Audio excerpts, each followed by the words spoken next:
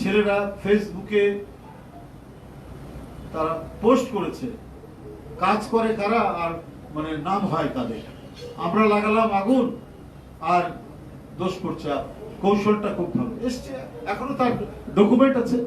আওয়ামী লীগের সময় 15-16 সালের দিকে এই ঘটনা।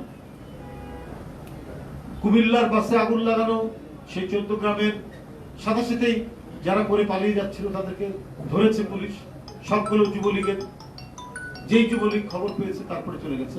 এই আগুন লাগানো এবং আগুনে মানুষ পোড়ানোর এই সমস্ত কালচার সংস্কৃতি যে আওয়ামী লীগের, সেটার আবার আমরা প্রমাণ পাচ্ছি এখন। তখন তো রাষ্ট্র ক্ষমতাকে ব্যবহার করে বিরোধী দলের বিরুদ্ধে তারা অপপ্রচার চালিয়ে গেছে, কিন্তু ওরাই যে করেছে তার প্রমাণ এখন বিভিন্ন বাসে আগুন দেওয়া, গাজীপুর, ঢাকা এবং সারা বাংলাদেশের কয়েকটি জায়গায় তারা আগুন দিচ্ছে এবং আগুনে মানুষ মারছে, মানুষও পুড়িয়ে মারছে। সুতরাং বিএনপি এবং আন্দোলনকামী মানুষ, এদের তখন আরো ভয়াবহ অবস্থা। একদিকে পুলিশ, একদিকে র্যাব, একদিকে আয়নাঘর, একদিকে টর্চার, অত্যাচার, রিমান্ডের নামে পাড়ায় মহল্লায় বসে থাকে যুবলীগ, ছাত্রলীগ। তার মধ্যেও বুক উঁচিয়ে যারা গণতন্ত্র নিশ্চিত করার জন্য সংগ্রাম করেছে, তারা তো মহাবিপ্লবী, তারা তো আদর্শবাদী সৈনিক। আদর্শবাদী সৈনিকরা কোনোদিন সাধারণ মানুষকে ক্ষতি হয়, কোনোদিন সাধারণ মানুষ পুড়ে পড়বে, এই কাজ আদর্শবাদীরা করে নাই। কারণ তারা বিপদের মধ্যে, চরম রাষ্ট্রীয় আক্রমণের মুখে বুক চিতিয়ে যারা কাজ করে, তারাই তো হচ্ছে প্রকৃত বিপ্লবী, আদর্শের সৈনিক। আর যারা গুপ্ত ঘাতক, যারা দেশে রাষ্ট্র ক্ষমতায় থাকা অবস্থায় জনগণের টাকা লুট করে, যারা এক একটা নিজের এলাকায় সাদ্দাদের বেহেশত তৈরি করেছে, তারা তো জনগণের প্রতি কোনো দরদ থাকবে না। এখন তারা ওই সময় লুটের যে আনন্দ, ভোগের যে আনন্দ, বিলাসের যে আনন্দ, এই ভোগ বিলাসের আনন্দের কথা শেখ হাসিনা ভুলতে পারছে না, আওয়ামী নেতারা ভুলতে পারছে না। এই কারণেই তারা অবৈধ সন্ত্রাসী পন্থা অবলম্বন করে একেবারে চোরাগুপ্ত ভাবে জনগণের উপর আক্রমণ করছে। তার নমুনা আজকে 2-3 দিন ধরে আমরা সেটি দেখছি। বন্ধুরা আমার, কখনোই কোন ফ্যাসিস্ট পরাজিত শক্তি আর ফিরে আসে না। এখন যারা আন্দোলনকামী শক্তি ছিলেন, গণতন্ত্রের জন্য লড়াই করছেন, তাদেরকে অবশ্যই গণভোট বলুন আর যেটাই বলুন, অবাধ সুষ্ঠু নির্বাচন করে জনগণের ক্ষমতা জনগণের কাছে ফিরিয়ে দিতে হবে। সেই অবাধ সুষ্ঠু নির্বাচন এই জাতি 15-16 বছর পায়নি, 17 বছর ধরে পায়নি। সেটা নিশ্চিত করাই তো বড় কথা ছিল।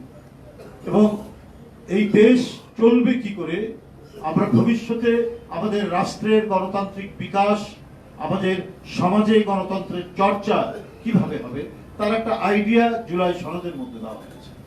এখন এই জুলাই সনদ বাস্তবায়নের বিষয় নিয়ে আমরা যে ধরনের টানাপোড়েন দেখছি, যে ধরনের হুঙ্কার হুমকি দিচ্ছি, তাতে ফ্যাসিবাদী শক্তি কিন্তু গোপনে গোপনে এবং দেশের বাইরে অবস্থান করে তারা কিন্তু মুচকি হাসি দিচ্ছে।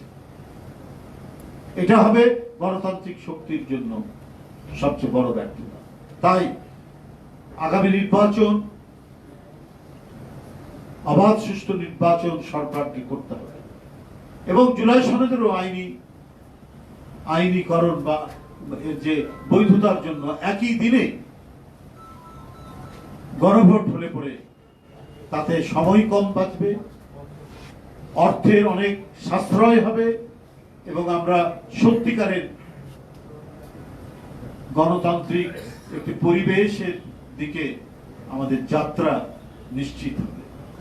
তাছাড়া এই নানা কর্মসূচি আর বিভ্রান্তমূলক কথাবার্তা দিয়ে আমাদের গণতন্ত্রের অভিযাত্রাকে বাধাগ্রস্ত করলে এটা তাদেরকেই উৎসাহিত করা হবে যারা 5ই আগস্ট পরাজিত হয়েছে। আজকে এই জাতীয়তাবাদী পাঠশালা যুক্ত নেতৃবৃন্দ, তারা গবেষণামূলক নানা কাজে যুক্ত রয়েছেন এবং এটা এখন পৃথিবী ডিজিটালাইজড, পৃথিবী একেবারেই একটা ছোট্ট সেটের মধ্যে চলে এসেছে।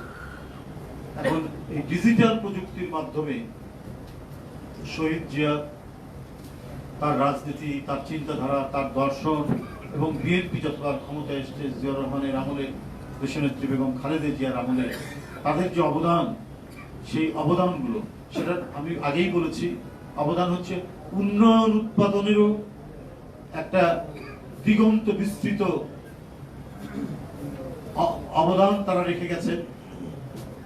আবার রাজনৈতিক চিন্তা চেতনারও একটা দিগন্ত বিস্তৃত অবদান রেখে গেছে।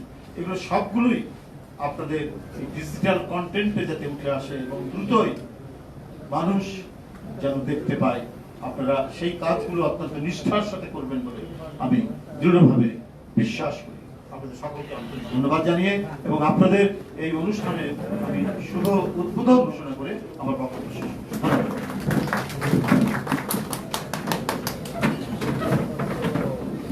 সকলকে ধন্যবাদ। আমরা এর মাধ্যমে এই উদ্বোধনী অনুষ্ঠানের সমাপ্তি ঘোষণা করছি।